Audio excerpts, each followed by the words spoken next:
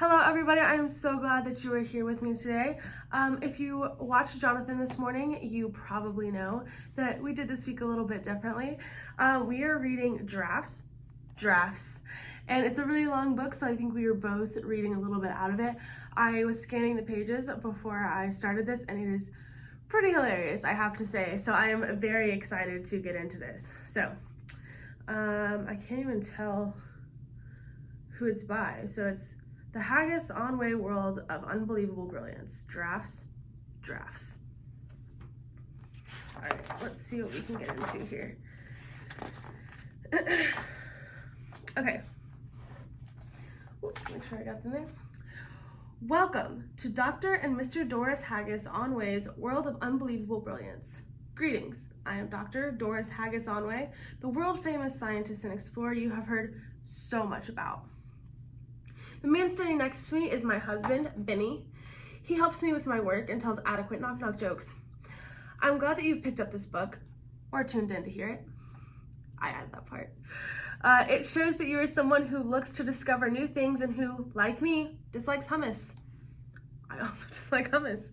For the past 40 years, my husband Benny and I have traveled the globe, collecting information and writing down our findings. It is my opinion that our findings are the most important and startling scientific information known to humankind. If you disagree with me, you're wrong.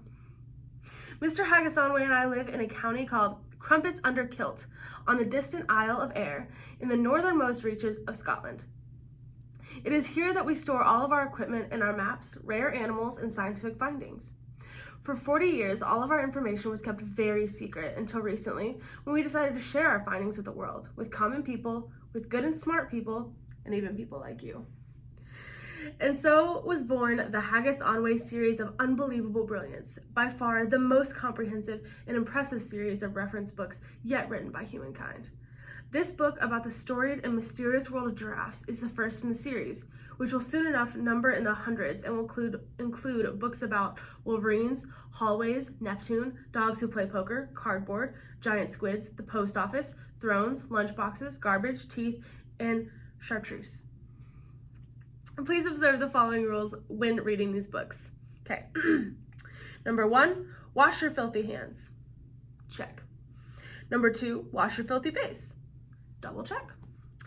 3, if one is available, put on a red vest. Unfortunately, I just grew out of my red vest. Number 4, do not drink anything orange or yellow within 2 hours of opening this book. Coffee, orange, we're good. 5, do not lick your fingers before turning the pages. I don't care if you've just washed them. I would never. Now, onward to the world of unbelievable brilliance. Dr. and Mr. Doris Haggis On-Way.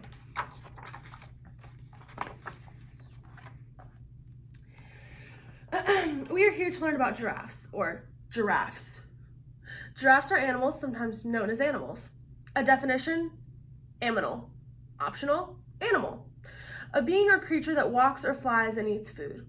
Animals usually inhabit the earth, roaming and looking at this and that and chewing cud or gum, but can sometimes inhabit your body cavities, where it is dark. Wow, didn't love that. Giraffes are one of the world's most misunderstood animals. They are among the top 5 most misunderstood animals. The other animals on that list are frogs, tree frogs, red frogs, toucans, and the much feared kimono dragon.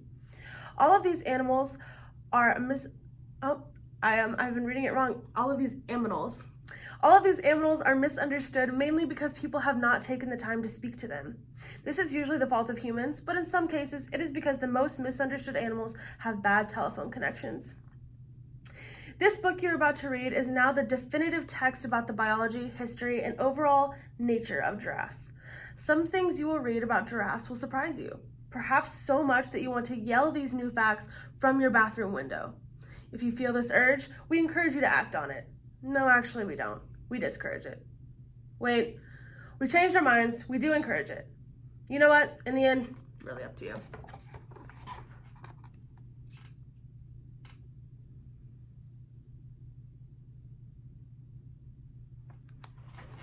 All right, let's see.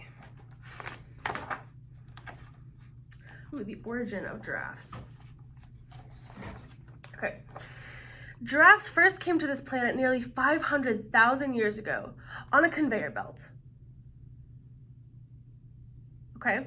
No one is sure where the conveyor belt came from because the pieces of the conveyor belt recovered for scientific study in 1973 in Middletown, New Jersey by Arnerson, originally from Iceland, are being hidden from authors Dr. and Mr. Haggis Onway by governmental stooges. The authors, however, know that this conveyor existed because they have a very good hunch about it, and because Arnie Arneson was pretty sure too. The conveyor is believed by authors, one of whom is trained by scientists, to have originated on Neptune. This is the opinion of the authors because most scientists believe Neptune, because of its unique gaseous makeup and its green color, is the most likely planet to be inhabited by giraffes who could build conveyors. I think all of this checks out.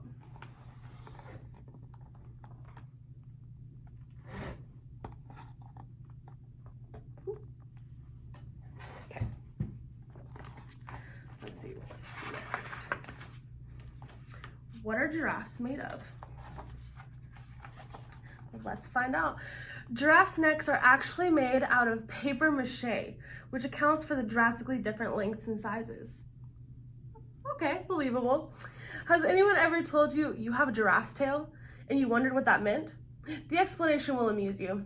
Inside the tail of every giraffe is a highly sophisticated clock that lets him or her know the exact time. Now, next time you wake up early without an alarm and your mother says, "You sure have a giraffe's tail," you can thank her, knowing that she's complimenting you on your internal clock. The legs of giraffes are filled with various types of fruit juice. You see, giraffes love drinking fruit juices: pineapple, boysenberry, mango, lemon, but their bodies have no real use for fruit juice, so it all trickles down to their legs where it stays and squishes around. This should have been obvious to you. The hooves of giraffes are fashioned with a super strong, lightweight titanium alloy. That's what makes their hooves so fierce looking, yet soothing at the same time. You know what else is fierce looking, but also soothing? Soap.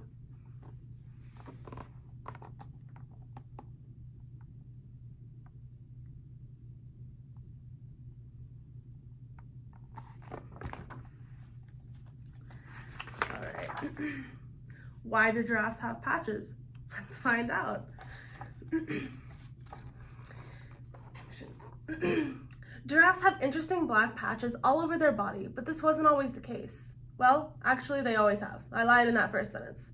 I will never lie to you again. Now, here's why they have patches.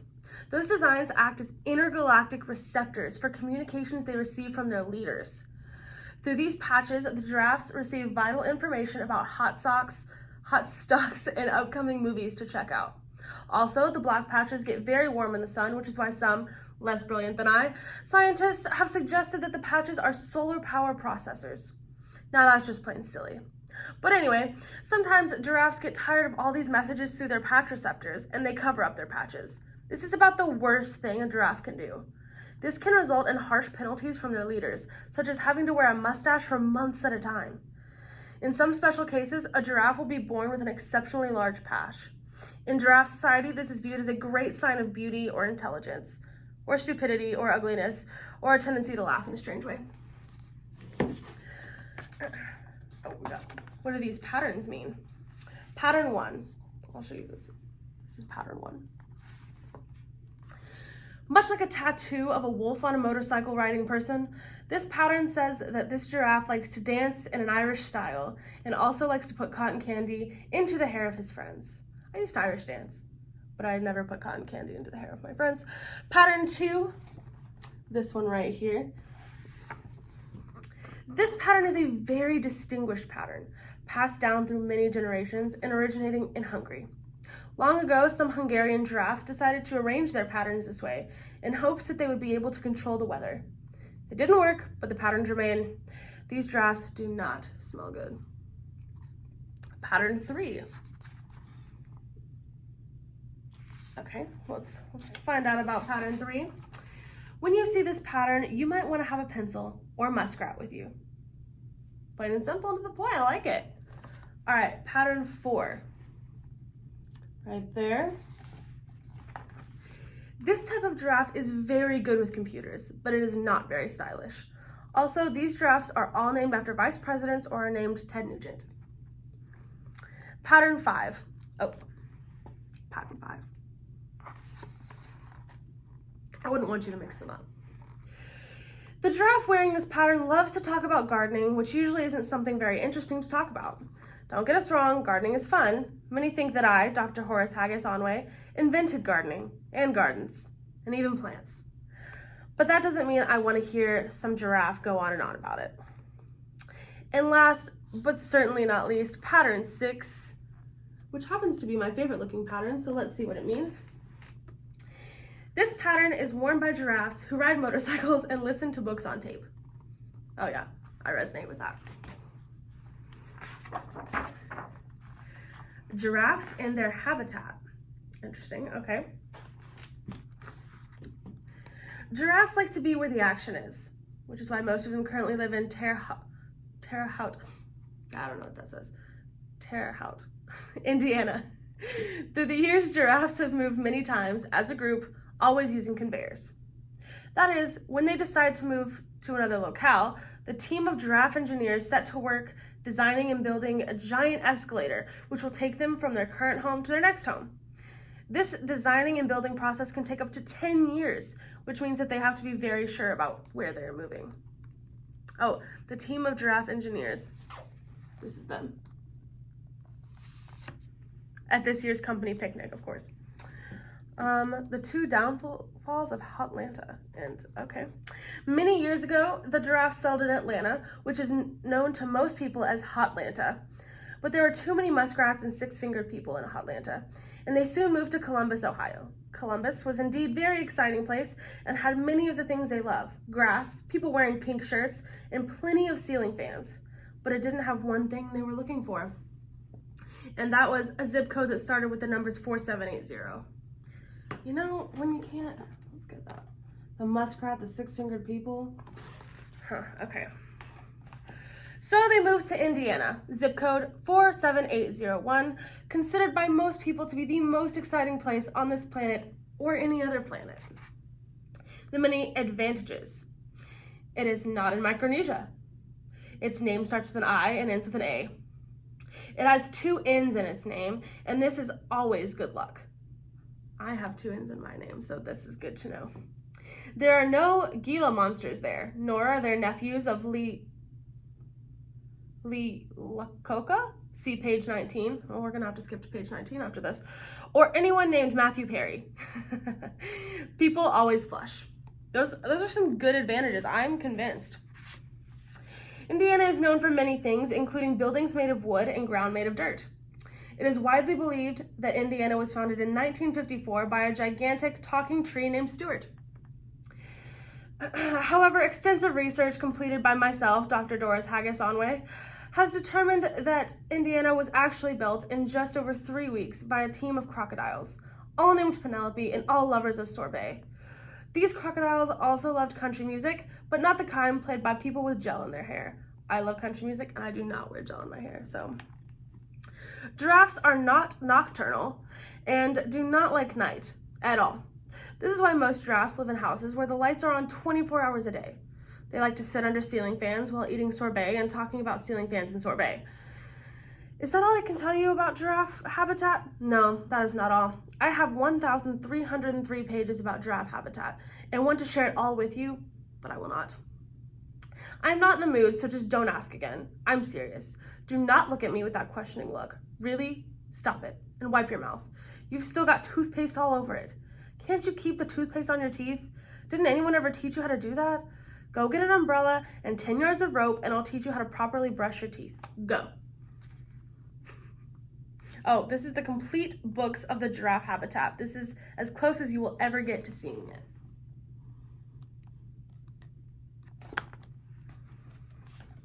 All right. Oh, we have to skip to page 19 to figure out what that is. Sworn enemies of all giraffes.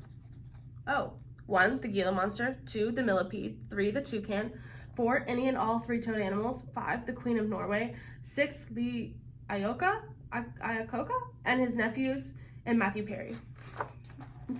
There's the pyramid of the sworn enemies. All right. I think our final page oh my, will be important moments in giraffe history. All right, in 456,000 BC, let's make sure I'm holding this right. Giraffes survey the planet Earth, leave unimpressed, but stop on their way back to Neptune to take pictures. 78,001 BC. Giraffe Boy Scout Troop 1213 returns to Earth and discovers the planet now covered by dinosaurs. The group spends a week or two investigating and researching the Jurassic period, complete with drawings, observational poems, and blood samples. The troop returns and wins the science grand prize at the annual National Boy Scout Jamboree. 50,000 BC. Hope this is everything. Giraffes hang out with primitive man, find him to be likable, and help him paint buffaloes in caves. 22,909 BC. Giraffes come back to Earth for Halloween. Most come costumed as oak trees or baby sharks. Oh, before their time, is that baby shark?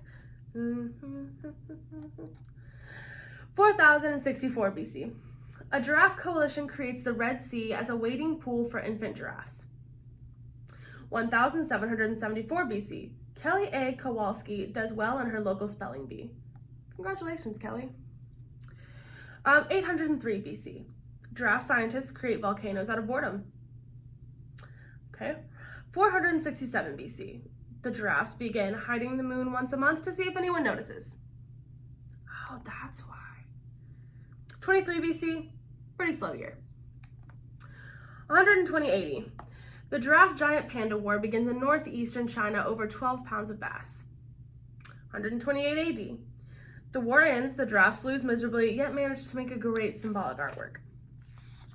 311 AD. Humans start asking the giraffes where they got those cool sparkling rocks. The giraffes begin trading diamonds with people in exchange for locks of human hair. Okay. 400 AD. Giraffes invent the television, then lose the one they invented, along with the plans. Just as well, one of them says there was nothing on. 627 AD, giraffes invent the lapel.